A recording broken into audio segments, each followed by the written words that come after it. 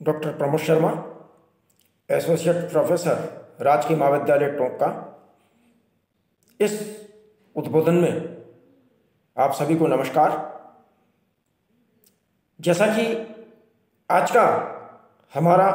ये जो उद्बोधन है, ये जो मेरा व्याख्यान है, वो बीए भाग तृतीय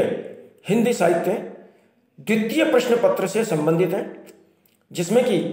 उपन्यास और कहानी का पाठ्यक्रम विश्वविद्यालय के द्वारा लगाया हुआ है। आज का हमारा ये जो एपिसोड है, ये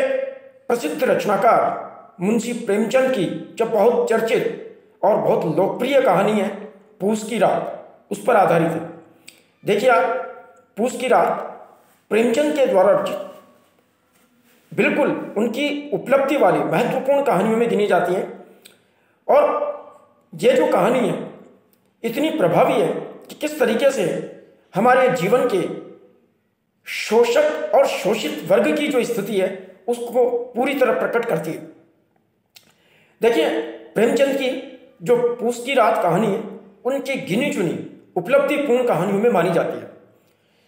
प्रेमचंद ग्रामीण जीवन के बिल्कुल चितेरे रचनाकार के रूप में माने जाते हैं। ग्रामीण जीवन का जितना प्रभावी वर्णन उन्होंने अपनी रचनाओं में किया है, उतना अन्य रचनाओं में प्राय दुर्लभ ही मिलता है। उनकी जो पूस की रात कहानी है, बिल्कुल पूस के महीने की जो रात होती है उसकी वास्तविक स्थिति का चित्रण करने वाली है। आज के इस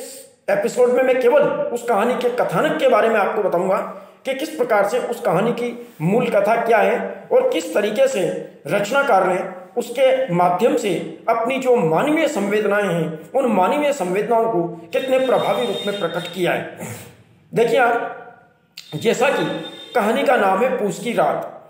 हम जानते हैं कि पूस, जिसको कि हम साधारण भाषा में पौष के महीने के नाम से जानते हैं, और आप जानते हैं कि पौष का जो महीना होता है वो अत्यंत ठंडा होता है। इसकी जो रातें होती है वो अत्यंत सर्द भरी रातें होती है, और उन सर्दी की रातों में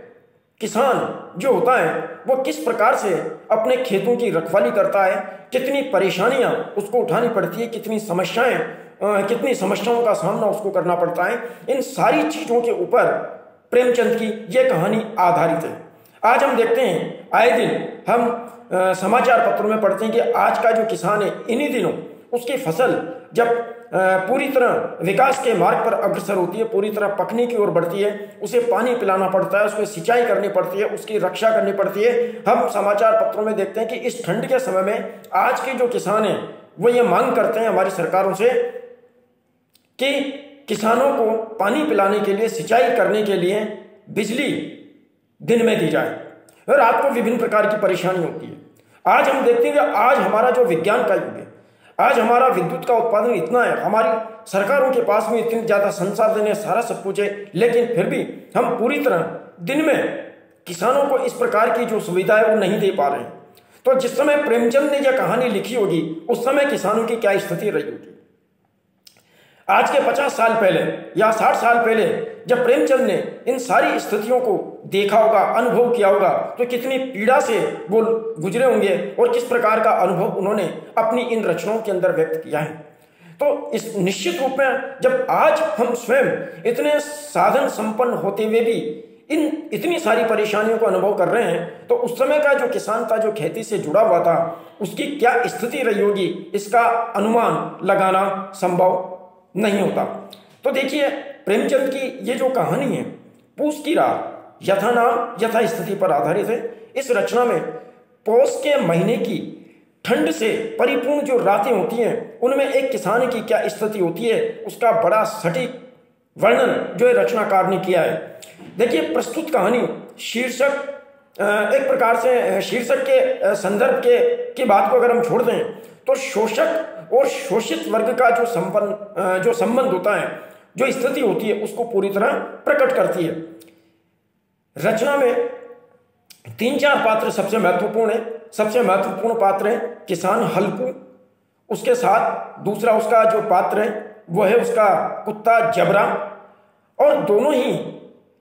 और तीसरा जो सबसे महत्वपूर्ण पात्र इसमें और आता है सेना, जिसको अपन महाजन के रूप में मानते हैं। किस तरीके से वो सूदखोरी से किसानों को लूटता है और उसकी जो पत्नी है वो किस तरीके से उस सूदखोरी से बचने का प्रयास करता है। कहानी की जो शुरुआत होती है, देखिए आप, प्रारंभ में क्या होता है कि इसके जो हल्कू किसान होता है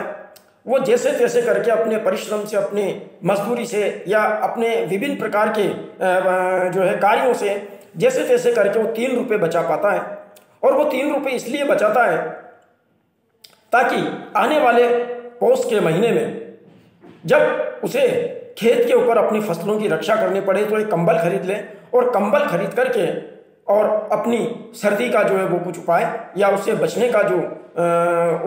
उपचार है वो करने का प्रयास कर ले। किंतु कहानी के प्रारंभ में ही हम देखते हैं कि जो सहना होता है वो आता है हल्कू के पास में और आकर के अपने कर्जे का, अपने पैसे का उससे तकाजा करता है। उसकी पत्नी अंदर ले जाकर के हल्कू को उसका विरोध करती है कि अगर तुम इसे ये अपने जो 3 रुपये है अगर ये भी दे दोगे तो हम अपनी पौष की जो सर्दी है वो कैसे गुजारेंगे, कैसे तुम खेतों की रक्षा करोगे। लेकिन हल्कू एक ईमानदार किसान होता है, उसके मन में किसी भी प्रकार की कोई बेईमानी, छल कपट आदि की भावना नहीं होती है। यद्यपि कुछ क्षण के लिए उसको थोड़ा खटकता है, अनुभव होता है कि वास्तव में मेरी परेशानी बढ़ जाएगी, किंतु वो विवश होकर, मजबूर होकर के और अपने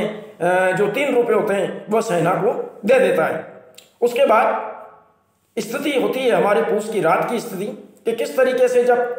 हल्कू के खेत में फसल तैयार होने लगती है, फसल लगभग तैयार हो जाती है, पूस के रात के समय उसको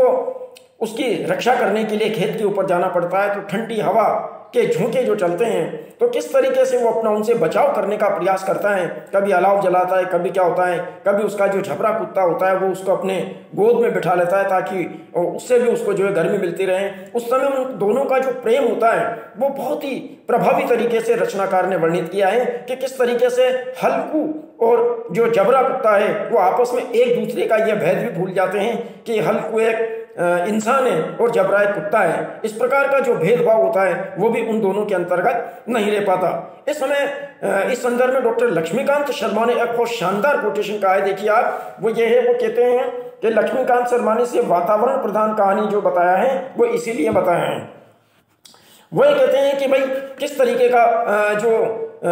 वातावरण है वो रचनाकार ने प्रस्तुत किया है। उसका खेत की फसल, जबरा कुत्ता, नील गायें और इसके अलावा हल्कू के द्वारा जो है अलाव जलाना, ये सारी चीजें क्या करती हैं, खेत के पूरे बिंब को हमारे सामने पूरी तरह प्रस्तुत कर देती है। तो कहने का मतलब ये होता है कि जब हल्कू जैसे तैसे करके कुछ कचरा इकट्ठा करके, कुछ थोड़े बहुत पत्ते आदि इकट्ठे करके अलाव जलाता है ताकि रात को वहां रह करके उसकी गर्मी से और नील गायों से खेत की रक्षा की जा सके। अलाव की गर्मी जैसे ही आती है थोड़ी बहुत, तो हल्कू के शरीर में कुछ ताप उत्पन्न होता है और वो उसकी गर्मी का आनंद लेने के लिए थोड़ा सा आराम करने लग जाता है, विश्राम करने लग जाता है, उसकी आंख लग जाती है और उधर नील गायें खेत में प्रवेश कर जाती है। जो जबरा है कितना वफादार है कि भौंक भौंक करके और उन गायों को भगाने का प्रयास करता है, किंतु हल्कू के दिमाग में सर्दी का ऐसा भय समा चुका होता है कि वो उस आग के पास से उठने की हिम्मत नहीं करता। उसको नींद आ जाती है, आंख लग जाती है और अंत में उसको निर्णय लेना पड़ता है कि किस तरीके से इतनी परेशानी रोज भुगतने की अपेक्षा तो ऐसा है कि कहीं किसी शहर में जाकर के मजदूरी कर ली जाए और ऐसी खेती के प्रति अब हमें मोह नहीं रखना चाहिए। इस प्रकार का जो एक निर्णयात्मक भाव है वो उसके मन में आ जाता है और वो अपनी फसल की रक्षा करने का कोई प्रयत्न जो है विवशता के कारण नहीं कर पाता है। उसकी आंख लग जाती है। उधर जो जबरा कुत्ता होता है वो जबरा कुत्ता किस तरीके से भौंक भौंक करके अपनी फसलों की रक्षा करने के लिए, अपने मालिक की रक्षा करने के लिए लगातार भौंकता रहता है, लेकिन नील गायों के ऊपर उसका कोई असर नहीं होता और जो जबरा कुत्ता है वो भी अपने प्राण त्याग देता है। सुबह जब